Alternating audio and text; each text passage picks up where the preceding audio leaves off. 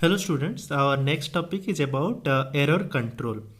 So already you know that from the transmission impairment topic that during the transmission of a message different problems arises, like your attenuation problem is there, distortion problem is there, and noise problem is there. That's why the message that is sent by the sender, okay, the exact message or the original message may not be received at the receiver side.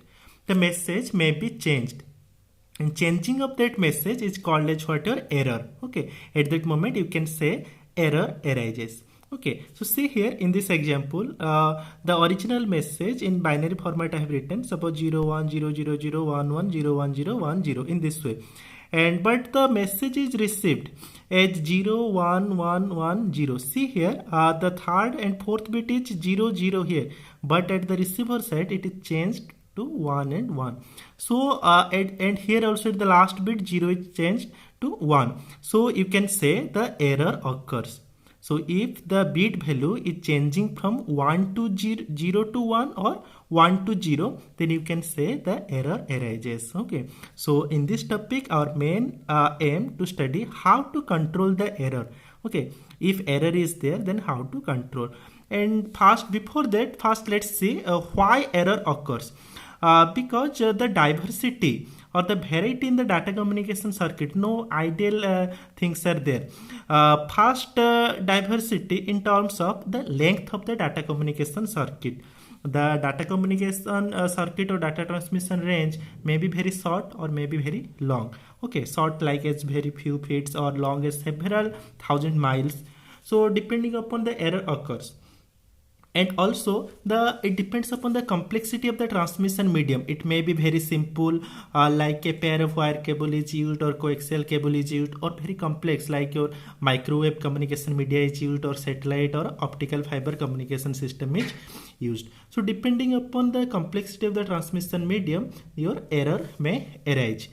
Then next, number 3 is transmission error may arise due to some noise like electrical interference from the natural sources like lightning, and some man-made sources, the man-made noise like from auto generator power lines. You know that thing about the noise. So the different cause or reasons are there for the error, and the errors are basically classified into 3 types.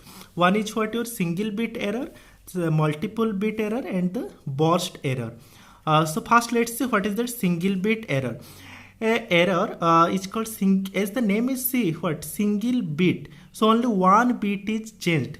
When only one or single bit is changed, that is either from what? 0 to 1 or 1 to 0 in a given data string, then a single bit error occurs. So in this example, here the message sent, this one is the actual message or original message, and this is the message that is received at the receiver side.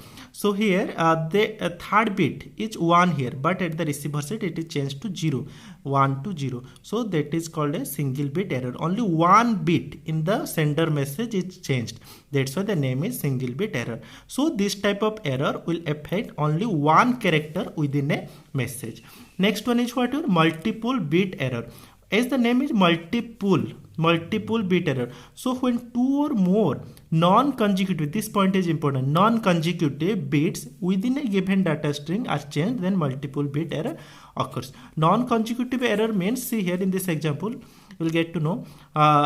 See here 1 is changed to 0, and 0 is changed to 1, and again 1 is changed to 0. That is the what? The message sent at the sender, and that is the message received at the receiver. More than one bits are changed. That's why what? Multiple bit error. And non-consecutive, see here, these are not consecutive bits. Okay, these are separated. These are not consecutive. That's why non-consecutive bits. Two or more bits are changed, and also they are non-consecutive. Then you can say the multiple bit error occurs. So this type of error affect one or more characters within a message. And the number 3 category is what about? Burst error. So in burst error, what happens? Same, two or more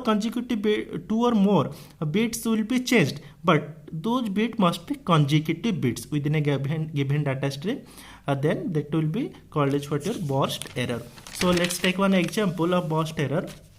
See here, this one is the actual message that is sent, and that is the message received.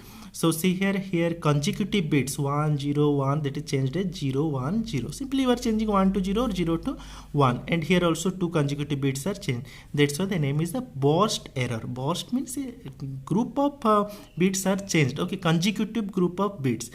So this error also affect one or more characters within a message. So you know about the error and its types. A single bit error, multiple bit error, and the burst error. But the main thing is how to control that error. Okay, so for that purpose, two different techniques are there. One is error detection, that will only detect the error, not correct the error. And when the error occurs, that information will be given in error detection. And the error correction, it will also suggest some error correcting mechanism. So we'll study later on about what error detection and error correction in detail. Next we will see about error performance. Error performance is what? The rate at which error occurs, that determines the error performance. It is of two types. One is what? Probability of error, or P of E, symbolically it is denoted, and that is the expected value in mathematics. And bit error rate, or in short that is written as BER, that is the empirical value. And the theoretical or mathematical expectation of the rate at which error will occur is called the probability of error. So for example, if the PE is 10 to the minus 5, that means 1 bit error for every 1 lakh or 10 to the power 5 bits transmitted. Okay, so that is the probability of error. But what is that bit error rate, or BER? The actual historical record of a system's error performance is called the bit error rate, or BER. So BER of 10 to the minus 5, it means what?